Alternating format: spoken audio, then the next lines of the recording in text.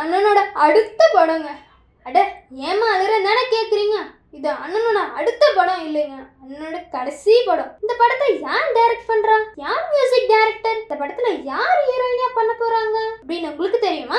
என் அண்ணனுக்கு நான் தாடா படம் பண்ணுவேன்னு தம்பி அட்லி சொன்ன மாதிரி அஜித்தை வச்சு 3 படம் ஒன்னா டைரக்ட் பண்ணவர் தான் ஹெச் வினோத். அண்ணன் கையை விட்டுட்டு ஆள் தொட்ட பூபதியோட கை கோக்க போறாரு. தளபதி அரசியல்ல போறதுனால இந்த படமும் அரசியல் சம்பந்தப்பட்ட படமா தான் இருக்கும். அடிச்சு சொல்றேன் பாருங்களேன், ஆண்களை இவங்களை அக்கான்னு கூப்பிட மாட்டாங்க. அப்படிப்பட்டவங்களை நம்ம அண்ணன் அக்கான்னு கூப்பிட்டு ஒரு கியூட் ரொமான்ஸ் மெர்சல்ல பண்ணியிருப்பாரு. அதேண்டா இப்ப சொல்றேன் தானே கேக்குறீங்க?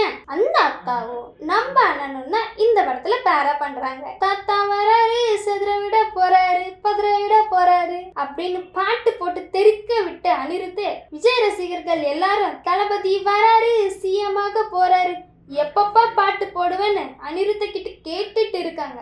அதுக்கு பதில் சொல்ற விதமா தளபதி ஸ்டைல்ல waiting is over let's begin அப்படின்ட்டு அனிருத் இந்த படத்துக்குள்ள வந்துட்டாரு. இது தளபதியோட கடைசி படம்ன்றதுனால யாருடா ப்ரொடியூஸ் பண்றான்னு பார்த்துட்டே இருக்கும் போது குறுக்குல இந்த கௌஷிக் வந்தா அப்படின்னு சொல்ற மாதிரி கேவின் ப்ரொடக்ஷன் இந்த படத்தை ப்ரொடியூஸ் பண்றாங்க.